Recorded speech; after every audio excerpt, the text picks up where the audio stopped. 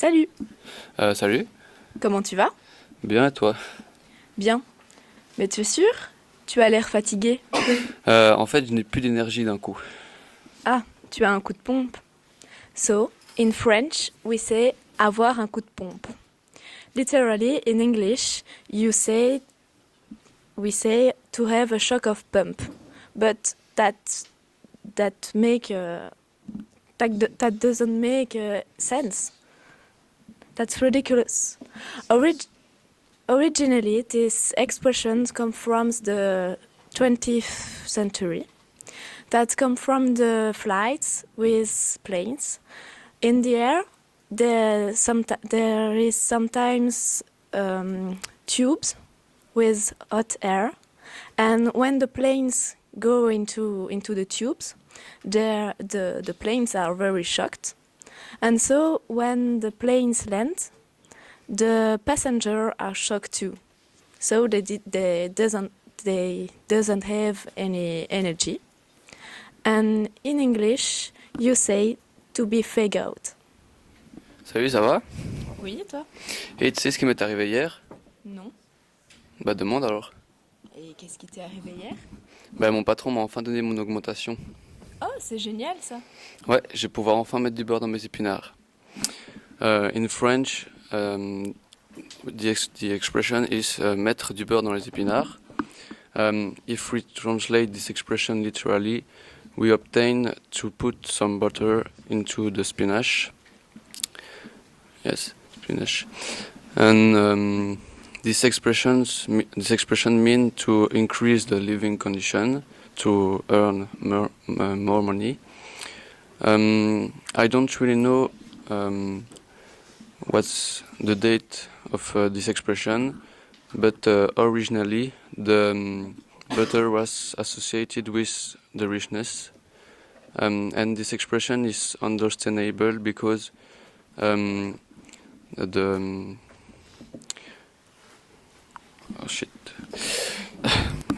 because the spinach is without butter, it's healthy, but not delicious.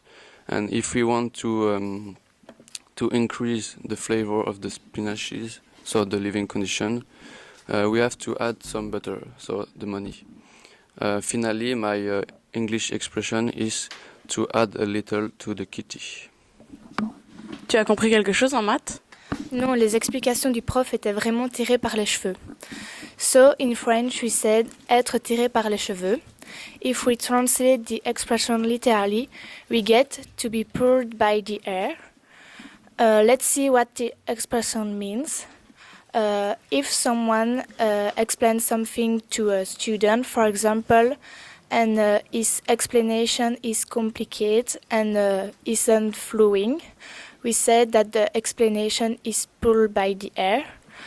We don't know how to explain the origin of this expression.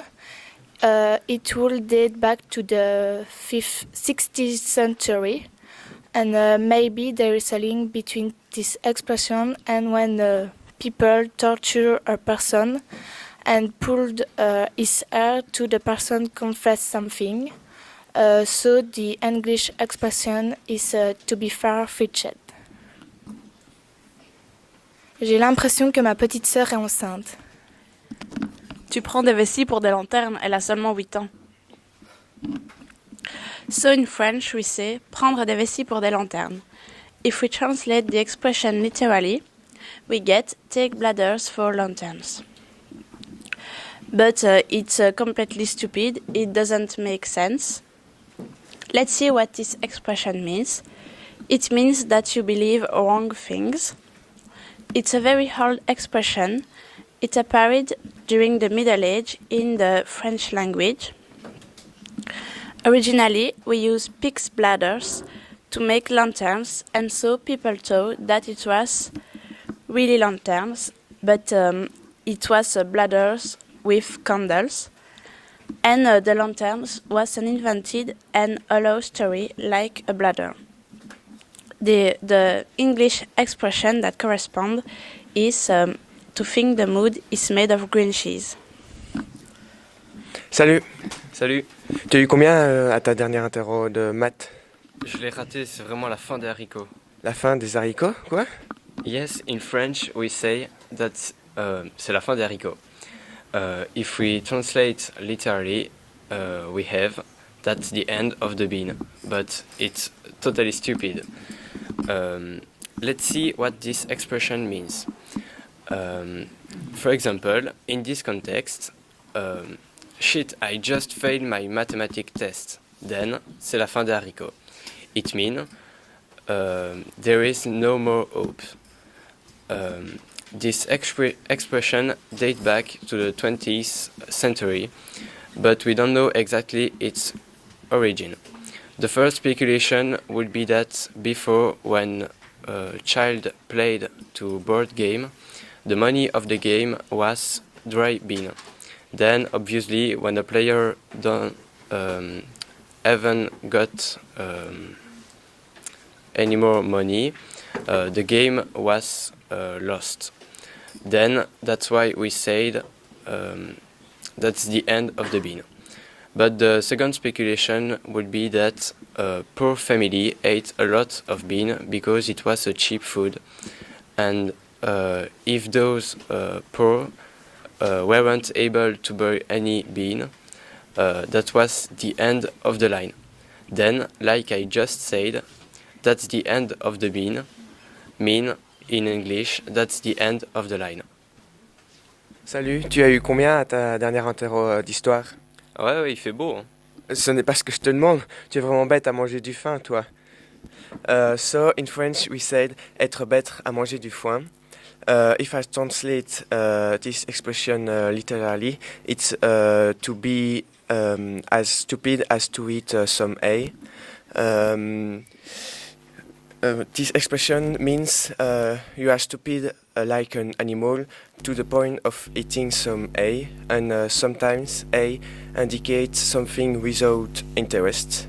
And this expression date back to the end of the 18th century. And but in English we said to be dumb as a rock, like Dumb and Dumber, the movie, I think. Salut, tout se passe bien chez toi? Pas vraiment. Ah, Il y a de l'eau dans le gaz. ah, que se passe-t-il? J'ai eu des mauvais points et mes parents sont fâchés. So, in French, we say il y a de l'eau dans le gaz. Literally, it means there is water in gas, which is completely stupid.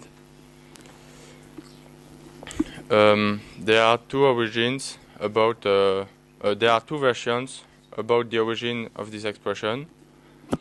The first is when you use a gas cooker and you make a saucepan with water overflow. So it begins to produce water vapor and the flame goes out. So the gas comes out and chances an explosion.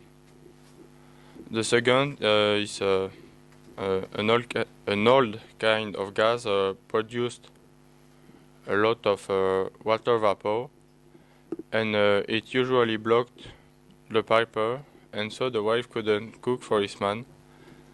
So they had an argument. You can translate this expression by there is tension in the air. Salut, comment ça va? T'es muet comme une carpe aujourd'hui. In French we say être muet comme une carpe. If we translate literally, we get to be mute as a carp, which is nearly the same as the English expression. To be mute as a carp means that a person stay completely silent when another person asks a question to him. We use this expression for the 17th century because the carps doesn't have a tongue, so they can't speak. Or there is another reason. It's the carps are too shy to speak when they get their head out of the water. In English, we say to be mute as a fish.